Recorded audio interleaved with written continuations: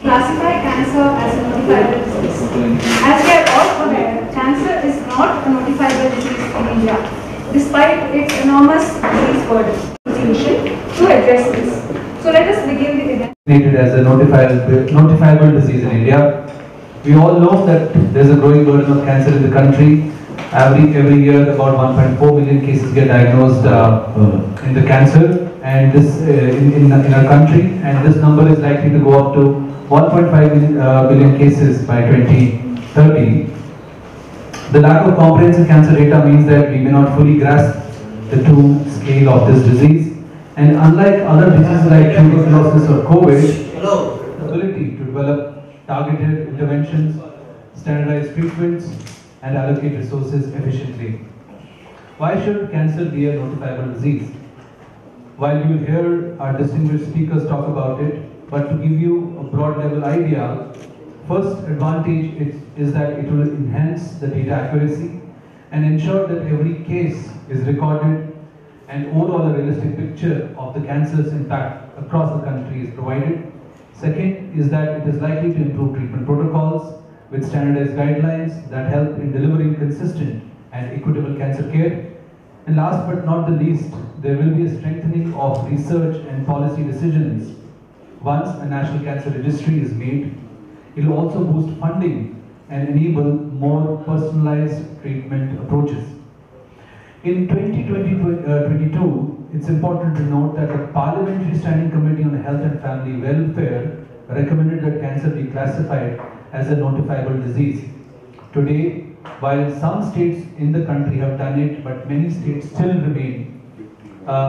haven't notified or made cancer as a notifiable disease in this country, and hence we have gathered here to push for that notification across the country. I invite Dr. Vijay Anand, President, Indian Medical Association, Bangalore, to speak on a step to bridge the current gaps in cancer surveillance system.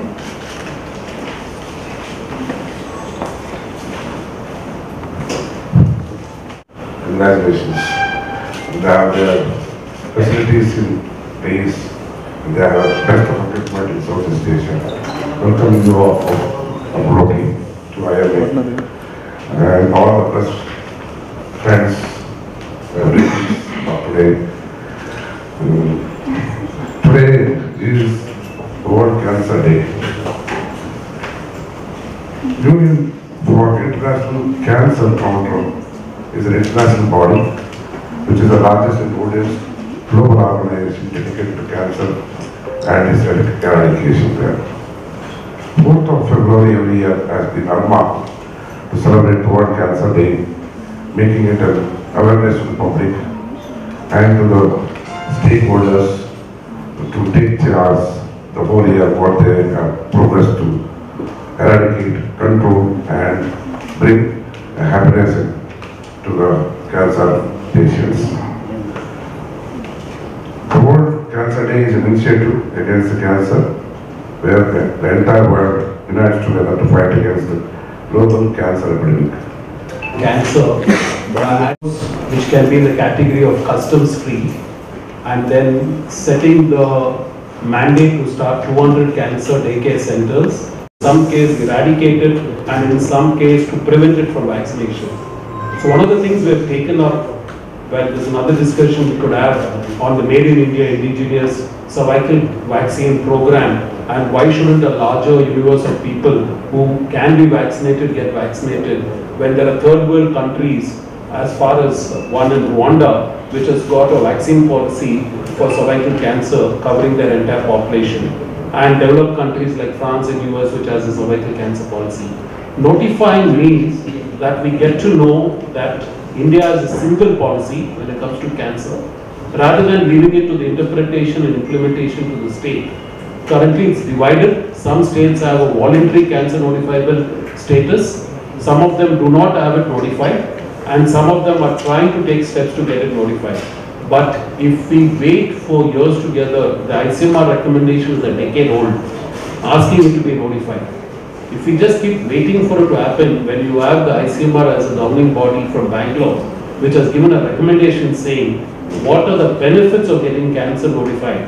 And having worked on it, I think it's high time that policymakers and lawmakers in this country take it seriously, because it's the same body that they have constituted to actually understand what is the impact of cancer, what is the underlying reason, the burden of cancer. And such a recommendation being brushed aside, saying cancer is not a communicable disease, can't be considered as its own folly, because a lot of cancers are communicable.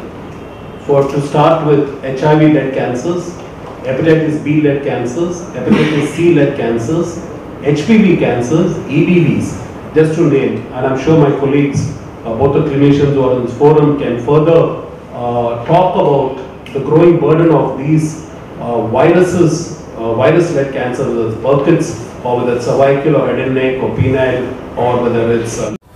ಇವತ್ತು world cancer day February 4th. ಇನ್ association IMA ಮತ್ತು Apollo cancer centre ಅಸೋಸಿಯೇಷನಲ್ಲಿ ನಾವು ಈಗ ಗೌರ್ಮೆಂಟಿಗೆ ಒಂದು ವಿನಂತಿ ಮಾಡ್ಕೊತಾ ಇರೋದೇನು ಅಂತಂದರೆ, so ಕ್ಯಾನ್ಸರ್ನ ಒಂದು ನೋಟಿಫೈಯಬಲ್ ಡಿಸೀಸ್ ಆಗಿ ಮಾಡಬೇಕು ಅಂತ. ಸೊ ಕ್ಯಾನ್ಸರ್ನ ನೋಟಿಫೈಯಬಲ್ ಡಿಸೀಸ್ ಮಾಡಿದ್ರೆ ಅದರಿಂದ ತುಂಬ ಅನುಕೂಲ ಆಗುತ್ತೆ. ಏನಕ್ಕೆ ಅಂತಂದರೆ ಎಷ್ಟು ಜನ ನಮ್ಮ ಬರ್ಡನ್ ಆಫ್ ಕ್ಯಾನ್ಸರ್ ಎಷ್ಟಿದೆ ಅಂತ ಗೊತ್ತಾಗುತ್ತೆ. ಇದರಿಂದ ಸೊ ಮುಂದೆ ಏನೇನು ಟ್ರೀಟ್ಮೆಂಟ್ ಮಾಡ್ಬೋದು, ಸೊ ಅದ್ರ ಬಗ್ಗೆ ಕ್ಲಿಯರಾಗಿ ಮಾಡ್ಕೊಳ್ಳೋವಂಥದ್ದು, ಯಾವುದೇ ಮುಂದಕ್ಕೆ ಯಾವುದೇ ಉದ್ದೇಶದಿಂದ ಟ್ರೀಟ್ಮೆಂಟ್ ಮಾಡ್ಬೋದು, ಮತ್ತು ಇನ್ಫ್ರಾಸ್ಟ್ರಕ್ಚರ್ ಯಾವ ಥರ ಡೆವಲಪ್ಮೆಂಟ್ ಮಾಡಬೇಕು ಅನ್ನೋದು ಗೊತ್ತಾಗುತ್ತೆ. So every penny which is used should definitely save the millions of people.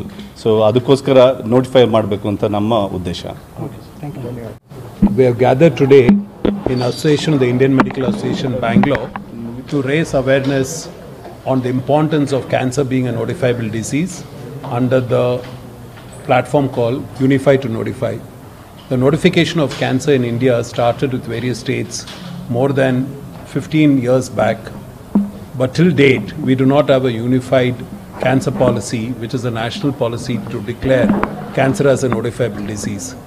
It's a divided mandate, with some of the states making it voluntary, some of them making it mandatory. If we have this working in silos, we'll not be able to have a national policy on cancer. The importance of notifying this, as spoken by my other colleagues, is we'll be able to have data, we'll be able to create a registry, we'll be able to understand the underlying reasons, and also region-wise understand the burden of cancer and take steps to not only treat people but also raise awareness, early diagnosis, and reduce the burden of cancer. It's high time for a country like India with 1.5 billion people that we look at the huge burden of cancer which has been depriving people of their livelihoods, or probably also a burden to the economy, and step forward to pass a legislation to actually making it notifiable under the national policy. Thank you. Indian Medical Association Bangalore branch is celebrating the World Cancer Day, that is 4th of February 2025. Today we had a walkathon in the premises of 2 kilometers, making a public awareness about the cancer to the public at large. Then we had many hospitals, like Victoria Hospital, KIMS, Srinivas Hospital. There we had a cancer screening program and vaccination administration. This was part of the Indian Medical Association program today. Apart from that, the Apollo Hospital, and in association with IMA Bangalore branch, wanted to say this world, especially the government of India, that please notify this cancer as a notifiable disease, which has a lot of advantages to the public at large and the medical fraternity in general. So this is where we had a press conference to have the government of India to notify this cancer, where we can have a larger registry and easy way of treating the patients, and the post-care modalities, programs can be worked out. This is where we stand today. Thank you. It costs only 10%, and most of the other 90% factors is environmental factors and lifestyle factors. I myself am a longevity and lifestyle coach. I do a lot of webinars on how to adapt a healthy lifestyle. So when you look at recently, even cancer is also labeled as a lifestyle disease. So if we take a precaution, we can, most of the cancers are preventable, and most of the cancers can be cured.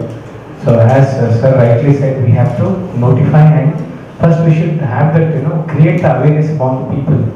There is still a social stigma and the fear around the cancer. Many people think that if they get the cancer, they die. And there is a lot of emotional, psychological, the financial and the physical burden on the family, on also the patient. So prevention is better than cure. So we can try to adopt a healthy lifestyle and we can prevent many cancers. So I have done a lot of webinars on this, online webinars and even physical seminars. Even at IMA I have done public guest lectures regarding creating the awareness to the people about healthy lifestyle. I am the member of Indian Society of Lifestyle Medicine. So I thank Apollo team to taking this great initiative. I am sure this will create a huge impact on the humanity. Thank you so much. World Cancer Day. So we all assembled here to spread the awareness about the cancer.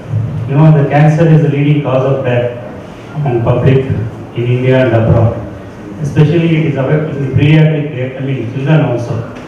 So it's quite alarming that it is affecting the children also. So in this context, we all should come together, corporate bodies and government and medical practitioners should come together to form a formula so that it will reduce the burden on the cost of the treatment. So the main aim of this awareness campaign, the cancer treatment is very expensive. It may be chemotherapy, it may be radiotherapy, surgery. So since it involves huge burden on the socio-economic status, so it is our main concern is to bring down the cost of the treatment. And next important thing is prevention. We should aim towards the prevention of the cancer occurrence. So that's at community level. So that early detection is very important. So that will take us towards a long way in curing the cancers. And next important step is policies. The government should formulate a policy so that the corporate and private bodies should cater this treatment at the affordable cost. And lot of research activities should go on. The cancer is the mutation of the cells. There will be normal cells. Whenever there is a mutation, the abnormal cells will grow in the body. We call that as a cancer. So we should aim at detecting at early stage and treating this, and so that the cancer progression will be prevented. So that is called the genomic treatment. Genomic therapies are also important. So with these few words, I request the media and the corporate bodies to come forward and to support the cause for this noble cause. Thank you. Diagnosis happen in India per year. Of the 14 lakh, the vast majority, there is about 8 lakh people die from cancer. It is one of the highest mortality rates we have compared to the Western world, where a significant portion of the cancers are cured. And the reasons why most of our patients die, we have anecdotal evidences that maybe because they present late, maybe they are not aware of the diagnosis, or maybe the incidence level is quite high. But these are anecdotal evidences. We don't know for sure because we don't have accurate data. We have independent people trying to make cancer registries. We have some from Karnataka, some from other states, but we don't have a national database. As clinicians, what I know is that maybe gallbladder cancers are more common in North India, stomach cancers are more common in South India, but do we have a policy for that to identify what causes these cancers and at what stage they present? We don't. We know mesothelioma, which is a type of lung cancer. Now if we have pockets where mesothelioma is more common, we can start looking at are the use of asbestos more common in that area, and can we have policies to reduce the usage of asbestos to reduce the risk of mesothelioma. Now these policies can only be made if we have information. Lack of information does not help us to make any proper policies which are more cost effective for our population and patients. Have screening processes for their patient population. Similarly, we can look at having a screening process for our patient population for head and neck cancers, which is very, very endemic, but which parts in the country? If we don't have data, we will never be able to formulate policies. Similarly, can we then look at having research to improve treatment outcomes? Okay. Now, it is impossible to do a research everywhere across the country. We need to, for research, what do we need? We need patience and we need proper utilization of resources. If we can identify pockets of common cancers or rare cancers which are common in a particular place, we can start looking at doing some research, having our own data and improving our patients' outcome and livelihood.